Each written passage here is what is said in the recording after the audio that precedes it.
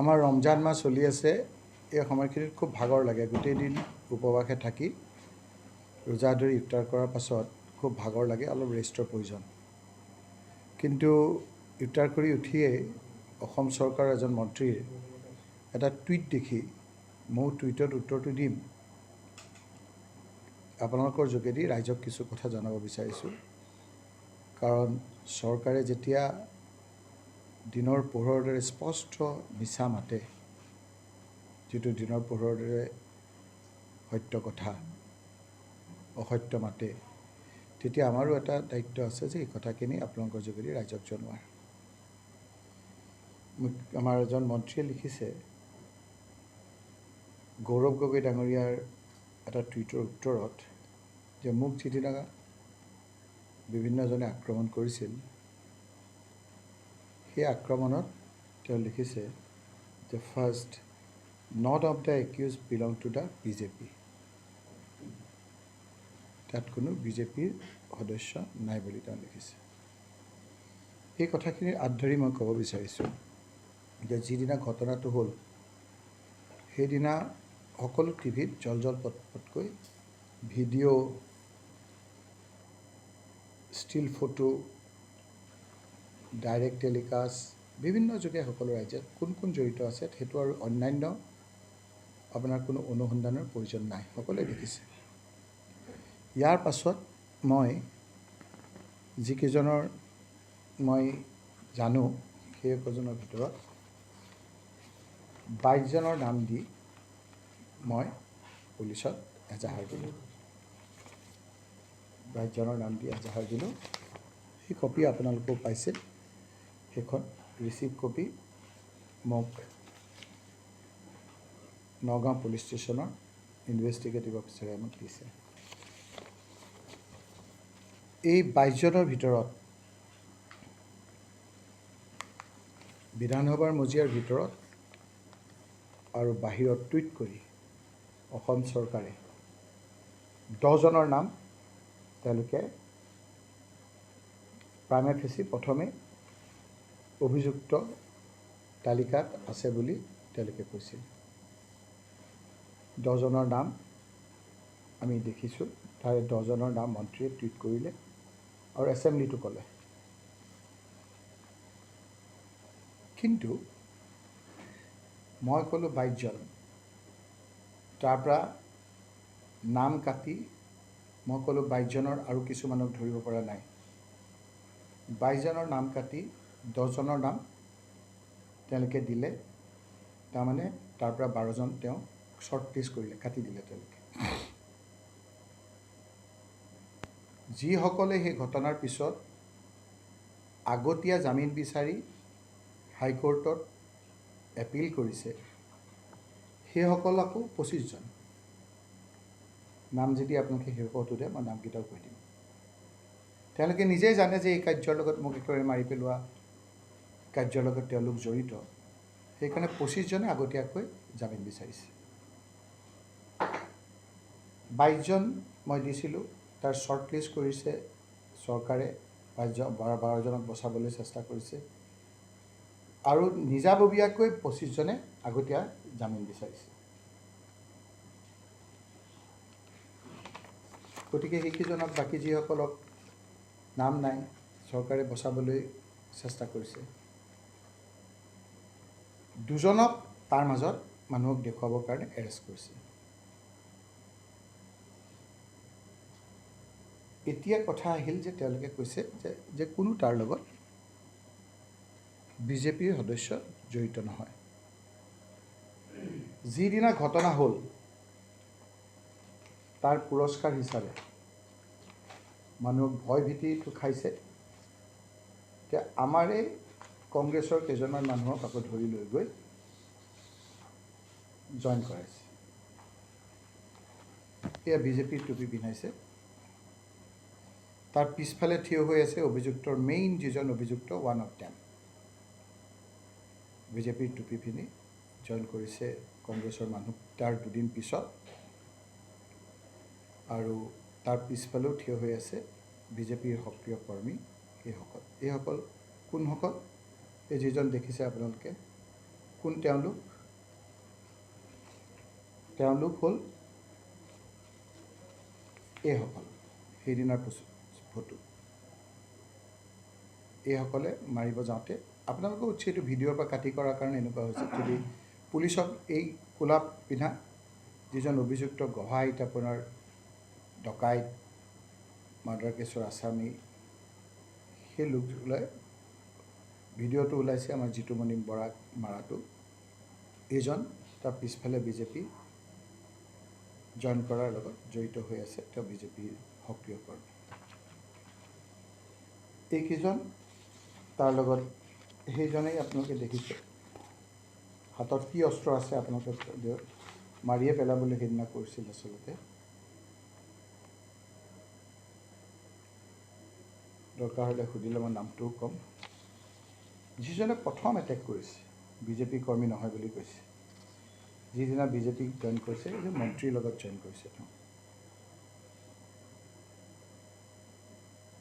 মন্ত্ৰী আপোনালোকে চিনি পাব, মই নামটো ল'ব খোজা নাই। মাজত যিজন আছে এজন মেইন যিজনে পৰিকল্পনা কৰিছিল অভিযুক্ত, আপোনালোকে জানে সেইজনেই। মন্ত্ৰীয়ে যে কৈছে, মই আজি ক'বলগীয়া হ'ল এইকাৰণেই যে কোনো বিজেপি জড়িত নহয়। মই আপোনাৰ আৰু প্ৰমাণ আছে, আজি মাত্ৰ এইখিনি মই দিছোঁ। তাৰ মাজত যিসকল আছে এইসকলতো আছে, এইবিলাক আপোনালোকে দেখিছে। কিন্তু বিজেপিৰ লগত জড়িত যিটো কথা কৈছে, সেই বিজেপিৰ লগত জড়িত থকা অলেখ উদাহৰণ মই এতিয়া তথ্য দাঙিলোঁ যে বিজেপিক তেওঁলোকে জইন কৰা বিজেপি কৰ্মী, যিকোনো ইনকুৱাৰী তেওঁলোক জলজল পটপটকৈ ওলাই পৰিব। এইটো নজিৰবিহীন ঘটনা যে 25 জনে আগতীয়াকৈ জামিন বিচাৰিছে, চৰকাৰে আকৌ 10 জনৰ নাম দিছে। তেওঁলোকে নিজেই জানে যে মই এইটোৰ লগত জড়িত। ইয়াৰ লগত আৰু কোন জড়িত হৈ আছে? এয়া হাইকোৰ্টৰ কাগজ, মোৰ নহয়। হাইকোৰ্টৰ কাগজত কি আছে? ইয়াৰ লগত 376 গেং ৰেপৰ লগত জড়িত ব্যক্তি, গেং ৰেপৰ লগত জড়িত ব্যক্তি। 307 মাৰ্ডাৰ কেছৰ আসামী, 201 এই সাক্ষীবাদীবিলাক যে নাইকিয়া কৰে সেই কেছৰ আসামী। এইবিলাক মোৰ কাগজ নহয়, আমাৰ কোৰ্টৰ কাগজ। এই লোকসকল সেইবিলাকৰ লগত জড়িত। এতিয়া চৰকাৰে সেই কেছৰ 2জনক এৰেষ্ট কৰিছে। এৰেষ্ট কৰি পেলাই এই বিজেপি কৰ্মীসকলক বচাইছে, আৰু বচাই মুখ্যমন্ত্ৰী ডাঙৰীয়াই কয় যে আইন শৃংখলা পৰিস্থিতি অসমত ভাল। মই ৰকিবুল হুছেইন কোন সেইটো গুৰুত্বপূৰ্ণ কথা নহয়। মই এজন নিৰ্বাচিত সাংসদ। দিন দুপৰত ৰাস্তাত এনেদৰে মোক হত্যা কৰিব খোজা ঘটনাত পৃথিৱীৰ কোনেও যি চৰকাৰে নহওক কিয় চকুৰ লজ্জাৰ কাৰণেও এই অভিযুক্তসকলক এৰেষ্ট কৰিব লাগিছিল, দৃষ্টান্তমূলক শাস্তি দিব লাগিছিল। তাতোকৈ কি কাৰণে কি দিব নোৱাৰে? এইকাৰণেই দিব নোৱাৰে যে এই ঘটনাবিলাক যে আপোনাৰ ঘটিব, যেতিয়া আপোনাৰ মোৰ ঘৰকো আক্ৰমণ কৰিছে বিভিন্ন ক্ষেত্ৰত, মই মুখ্যমন্ত্ৰী ডাঙৰীয়াক এই কথাবিলাক জনাই আছিলোঁ। মুখ্যমন্ত্ৰী ডাঙৰীয়াক মই চিঠিযোগে কৈছিলোঁ যে মোৰ হাউচগাৰ্ড আপুনি উঠাই দিছে, মোৰ ঘৰ আক্ৰমণ কৰিছে, মোৰ এস্কৰ্ট আপুনি কাটি দিছে, মোক কিন্তু বাৰম্বাৰ এনেধৰণৰ আক্ৰমণ কৰিছে। গতিকে এই ক্ষেত্ৰত মুখ্যমন্ত্ৰী হিচাপে, গৃহমন্ত্ৰী হিচাপে আপুনি ব্যৱস্থা ল'ব লাগে বুলি মই মুখ্যমন্ত্ৰী ডাঙৰীয়াক 16/10/2024 তাৰিখে লিখিছিলোঁ যে unfortunately my security escorts as well as house guard were withdrawn without assigning any reason. মোক 4-5 বাৰকৈ এটেক কৰিলে, মই দিছিলোঁ। তাত মই স্পীকাৰকো কপি দিছিলোঁ আৰু অন্যান্য আমাৰ হোম মিনিষ্টাৰকো দিছিলোঁ। স্পীকাৰে লগে লগে এই কথাখিনি চিফ ছেক্ৰেটাৰীলৈ দিছে। স্পীকাৰে বালাগুৰুজী deputy secretary, the ministry of home affairs home secretary Shri Govinda মোহনলৈ স্পীকাৰ অফিচৰ পৰা দিছে। লগতে ইয়াৰ কপি মোৰ লগতে চিফ ছেক্ৰেটাৰীকো দিছে যে মোৰ হাউচ গাৰ্ড, মোৰ এস্কৰ্ট, মোৰ ছিকিউৰিটি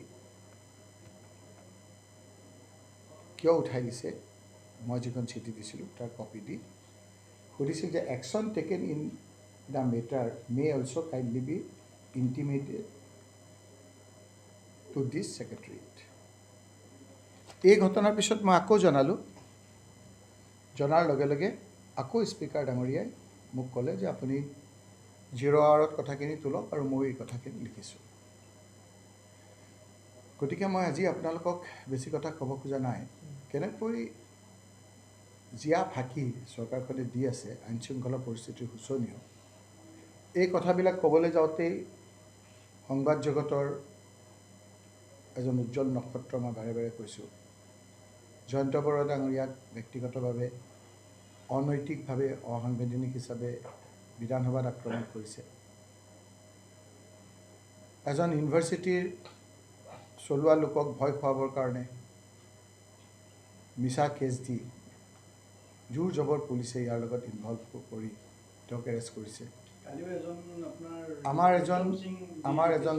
এজন উদীয়মান অসমৰ যুৱক ছ'চিয়েল মিডিয়াত এজন MLAক সমালোচনা কৰাৰ কাৰণে ঘৰৰ পৰা চুচুৰাই লৈ গৈছে, কিন্তু এজন নিৰ্বাচিত প্ৰতিনিধি MP দিন দুপৰত একেবাৰে হত্যা কৰিব বিচৰাৰ পিছতো বুকু ফিন্দাই, এইটো অকল হিমন্ত বিশ্ব শৰ্মাৰ বাহিৰে অন্য কোনোৱে ইমান সাহস গোটাব নোৱাৰে। তেওঁ সঁচাকৈ সাহস আছে যে তেওঁ এই লোকসকলৰ বিৰুদ্ধে কোনো ধৰণৰ ব্যৱস্থা ল'ব পৰা নাই। চাব্বাছ মুখ্যমন্ত্ৰী।